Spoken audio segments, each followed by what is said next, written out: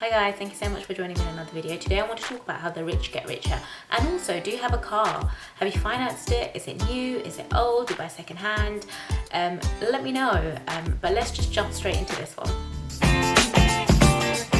The difference between the rich and the poor is that the rich make their money work and make their money work for them. So I've talked about this concept before. It's about active and passive income. Active income is anything that you go to work for, you get paid maybe an hourly rate, you put your time in up front and you get paid at the end of it, maybe on a monthly basis, on a weekly basis, whatever it is. The amount that you get paid is determined by the amount of time that you put in and how much you work. The majority of people work hard for money, but the rich make money work hard for them. Remember that concept of money being your superhero called capital? Well, that's what the rich do, and they make money their employer. The majority of people tend to complain that it's only the rich people that can put their money to work. However, I think that's a little bit of a lazy attitude. Anyone can put their money to work, even start off with as little as £100 to invest. For the purpose of this video, let's assume there are two types of money: the active income and the passive income. The active income is what the majority of people do. You might have a day job, you might go out to work, you put your time in and you get paid according to how much time you put in, and it could be a day job, it could be anything. Passive income is when you've earned that money, but that money is now working for you without you having to put that time in. It's quite easy to adopt a passive model.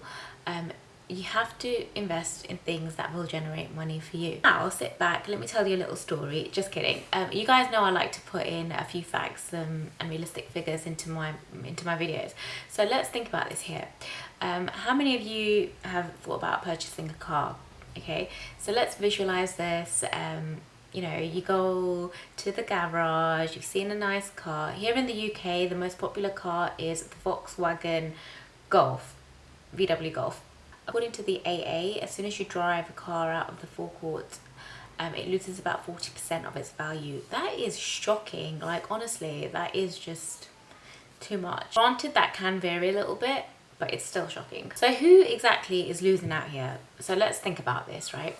There's you, the car maker, and then if you're going to, say, buy your brand new car on finance, the bank. There's that love triangle situation going on. You've spoken to your lovely car sales manager and he tells you that your Volkswagen Golf costs you £23,300 plus an extra £3,400 deposit because you want to secure your car straight away.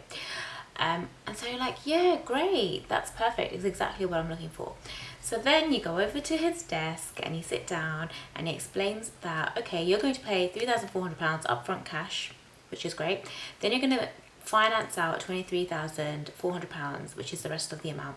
So that's the amount that you owe to the car dealership. So you're going to finance it. By financing it, that means that you're going to the bank.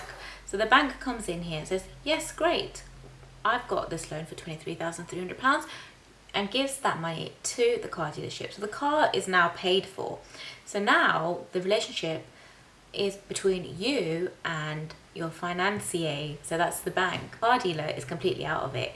That car salesman's got his commission and off he goes into the sunset. So let's delve a little bit deeper into this, okay? So originally, like the AA said, at the end of 3 years, a car is roughly worth about 40% of what the original retail price was that you paid. Okay, so that's the street value. So say for this Volkswagen Golf, VW Golf, the street value is now £9,329. So at the end of those 3 years, but what have you paid so far? So you've paid your monthly instalments of £277 in addition to the £3,400 that you put up front as a deposit. So in total, at the end of 3 years, you've actually paid 13,000. Let's see. So at the end of the 3 years, you've actually paid £13,372. What? So say in an ideal situation, you've got a buyer right there that's willing to pay you street value £9,329 today. You still can sell the car to him, but remember, you've still got to pay off the rest of that loan that you took from the bank. So who benefits right here, right? The loan that you took out was at a 5.4% APR. So that means that the total amount that is still outstanding on your loan is £12,197. So at the end of the 3 years, not only have you already made that payment, you've paid half, you've paid about £9,000 off, you still need to pay your finance off, which is £12,197 with your interest. but your street value is only 9 grand. After all that rigmarole, you're still forking out another £2,868 on top just to sell your car and get out of that financial agreement that you have with the bank. The bank needs its piece of pie after all, because it did provide you with the loan in the first place. But the moral of the story is the only people that get richer here are the banks. Just a disclaimer out there, I'm not advocating either way. You do what's right for you. If you want to go buy your car, that's great. If that brings you joy, that's great. I'm all about experiences, you know, and also I'm all about the facts. I'm just presenting you with the facts to make sure that you understand what you're getting yourself into. What are the alternatives then? How do you get yourself into a better situation that will allow you to still buy a car that you want? The key is to get your investments to get you what you want. Ow! So the majority of people make money and then buy things. Very simple, very easy, great.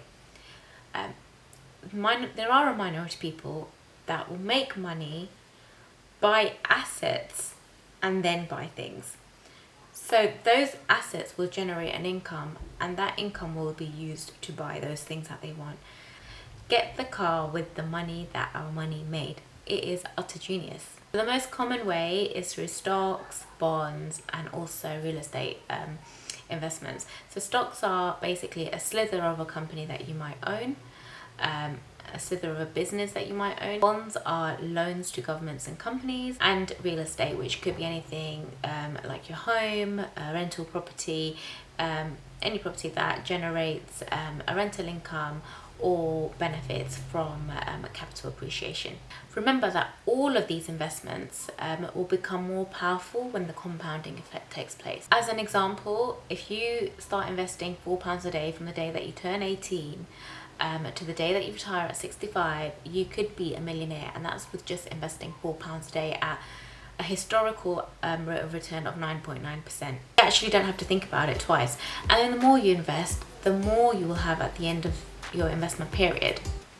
So the key is investing aggressively and massively will change your long-term financial prospects, 100% guaranteed. That's a wrap. Do let me know what you guys think of this video with a comment below. Are you pro car finance? Are you anti? Do you buy second hand? What car do you own? What are you driving?